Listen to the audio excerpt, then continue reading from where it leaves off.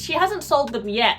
She's just letting her viewers know she's selling her Hermes, she's selling her Chanel bags, she's selling any Louis Vuitton bag she has, she's getting rid of it all. Now, I think that watching this video, it was a little bit shocking because Lydia is an influencer and she is also very wealthy. So for her to get rid of her handbags, it's quite a statement. Hey guys, welcome to my channel. I'm Jess.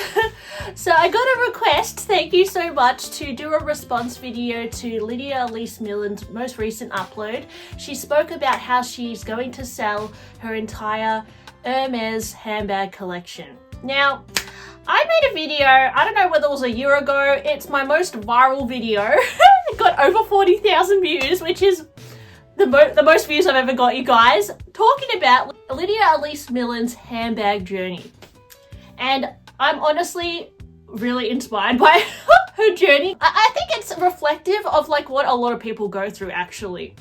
A lot of people who are crazy collectors of handbags have maybe amassed over 50 handbags, 50, 60, 100 handbags, tend to go through this journey of buying and selling and trying to figure out your style. And she's now reached the point where she's completely detached and is going to let go of pretty much all her designer bags. So it's really interesting to watch. I don't want to make this video about myself, but I purposely document how I'm going with my handbag collection, when I sell things, when I buy things, my thoughts, my feelings, because I do kind of think it is reflective of something deeper sometimes. It could be something you're going through with your life. You have to question, what is driving you to buy all these handbags? What is it that you... What is the purpose of doing it? And I think Lydia Elise Millen has come to the realization that the reason why she was buying handbags perhaps was not worth the sacrifice at the end of the day. Now, Lydia is a huge influencer. She's one of the original like influencers who were, I don't know, I think she was like even on like lookbook and that sort of thing back in the day. And she really rode the wave of the internet influencer. So she's one of the original ones. I've followed her for a while, and what drew me to Lydia initially was definitely the way that she collected handbags and her handbag reviews. I know she was super into Dior at one point, and you know, she would have done a few brand deals as well, I assume. I always liked watching how she styled her bags. And anyways, Lydia spoke about how she in the past would buy handbags with the thought that maybe, like in the back of her head, that maybe she wanted to impress people. And I think a lot of people do buy handbags because they're the latest, coolest thing. They're hard to get. I know a lot of people at the moment are going after, for example, the Takashi Murakami multicolor collection. Why? Because everybody wants it and it's the latest, coolest thing. Now, is this collection necessarily everybody's personal style? I honestly don't think so, you guys. I'm going to tell you guys, probably a lot of people are going to buy this collection. It's going to be sitting in their wardrobe and they might even regret and sell it later because they got caught up in the latest, coolest trend. And Lydia talks about how she actually has a book called Evergreen, which I really want to read, where she spoke about how she bought this Bottega bag, which she was absolutely obsessed with at one point, and she saved up and bought it. And then only to find a few months later, it went out of fashion, and then she felt like she didn't like it anymore. So a lot of us get caught up in these trends constantly and chasing bags and, you know, never really feeling satisfied, because the thing is these days, brands churn out trends like crazy. I mean, at the moment, I've noticed that a lot of brands are referencing their bags from the 2000s era. Chloe with their Paddington bag, and, you know, as I said, Louis Vuitton bringing back their Murakami collection. You've got Hermes bringing back their JPG Birkin. You know, all this stuff that taps into different emotions in our brain and influences us to buy these things. And I guess Lydia is trying to not necessarily care or be persuaded by what everyone else thinks anymore. And I think the typical, when you think of a stereotypical fashion influencer online, you do see them with the mini Kelly, you do see them with like a Birkin 25, and I think a part of her is trying to detach from that stereotypical image. And I totally get it, because I do feel like, in a way, the Birkin and the Kelly have been a little bit killed by social media. But it's not only that. The main reason why Lydia, and I wish I could play her video in my video, but that's obviously stealing content. So watch her video as well. I'll link it below. It's a bit of a long vlog, but there is a chunk in the video where she talks about selling her Hermes bags. The main reason why she's deciding to sell her bags is purely for safety. And this is honestly a huge reason why I think a lot of people are selling their bags at the moment, because it is just not safe to wear your bags in the city. And, you know, a lot of people even tell me, Jess, just wear your Birkin everywhere, every day. You can't. Honestly, guys, you cannot, because you don't want to put yourself in a position where you're vulnerable, where you could get your bag stolen, or worse, you could get hurt. And I think that's just a smart thing. Sure, you shouldn't really care what other people think. It's not to do with that, but you don't want to make yourself a target. And Lydia talks about how in her everyday life, she likes to garden, she likes to look after her horse, she loves to cook, and most of the time in her life, she's not actually wearing her Birkins and Kellys. She's actually wearing more everyday low-key styles that are maybe not as an affluent brand. And the only reason she would wear a Birkin or Kelly is to go into London and go into the city. But the thing is, she loves wearing them and she feels very, you know, cute and confident wearing them. But she always has it at the back of her head that someone could steal it from her, or someone, you know, she might feel that someone is watching her. And she often will hide the Birkin or turn it backwards and be a bit more self-conscious of where she's walking. And I can honestly say, guys, this is just the facts at the moment. This is where the world is going. This is why... This is why a few months, or it was actually last month, guys. This is why a part of me, I cannot detach like Lydia, unfortunately. I wish I could completely detach from my bags and sell them all and just be done with it, because it is a liability having so many handbags. And for myself, I was thinking to just narrow my collection down to a Birkin 25, a Kelly 25, and my Birkin 30, and that's it. And that's why a part of me was okay to let go of my my Kelly Cellier bags, because I wasn't wearing them, not because I don't love the bags. I actually do love them, but I felt that they looked very beautiful, very striking. And when I wore them in the city, I would notice people would look at me, and I felt like it wasn't safe. Even one day I was wearing my black Kelly, and this guy was coming up to me, and Alex, my boyfriend, was like, Jess, you gotta move. This guy looks like he's sussing you out with your big Kelly bag. And yeah, they do grab attention, guys. So yeah, I totally get it. That is why I think the last few years for myself, I started going for less recognizable Hermes bags, like the Bolide and the Victoria, and to an extent the Garden Party, because I felt safer wearing them in the city. Now, Lydia, she, I think, was very much driven by getting the most desirable bags. So her collection of Hermes is very impressive. She has, as I said, mini Kelly. I think she had a Birkin 25 black Cellier, which is very desirable.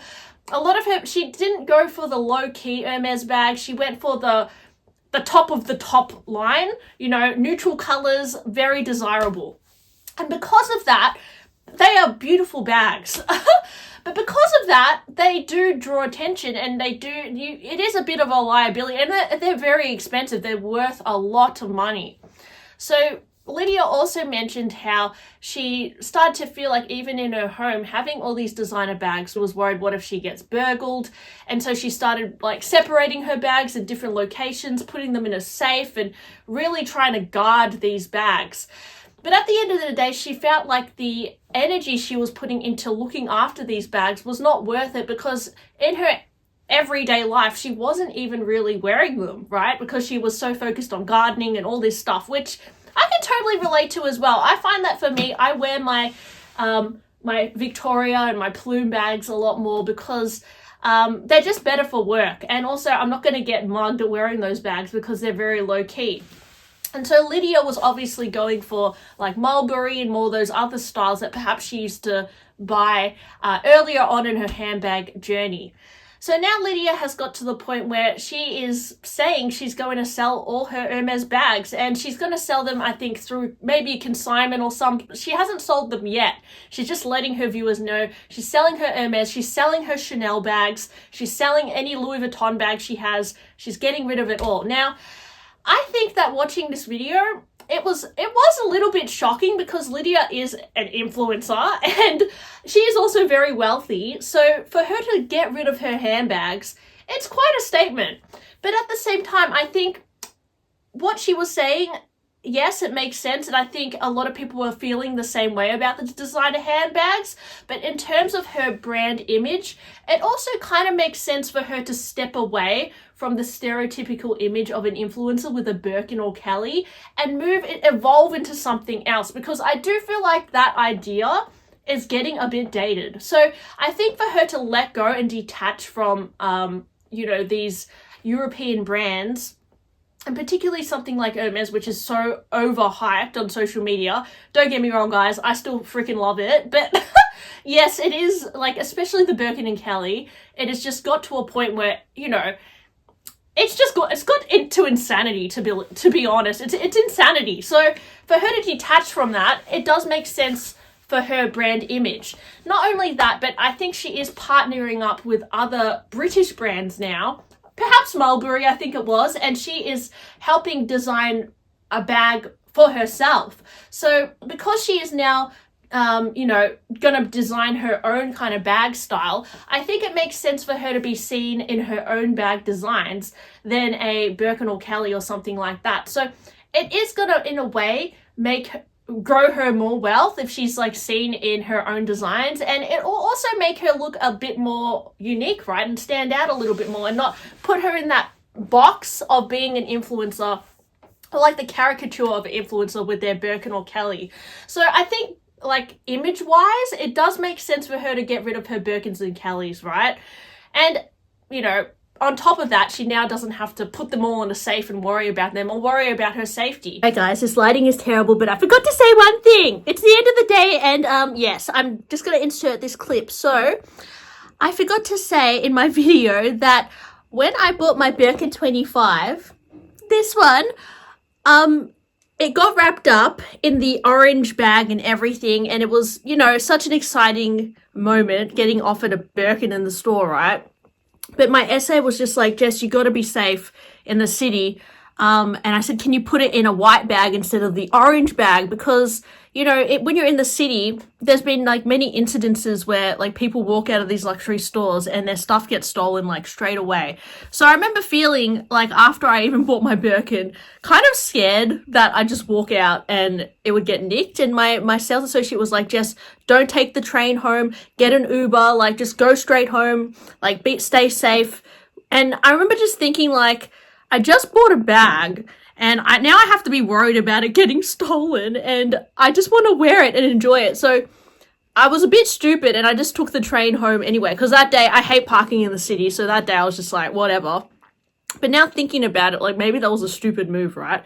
But I don't know. Yeah, like a part of me just wants to wear my bags and enjoy them. But at the same time, you kind of have to have your wits about you and be smart, especially if you just bought like such a valuable bag. You know what I'm saying, you guys? So that's why I kind of get what Lydia Elise Millen is saying. As much as she wants to just enjoy her bags because she loves them, the reality is these days, I mean, to be honest, it's been like that forever, isn't it? Like, hasn't there always been theft? Hasn't it always been somewhat dangerous? People can steal your stuff all the time.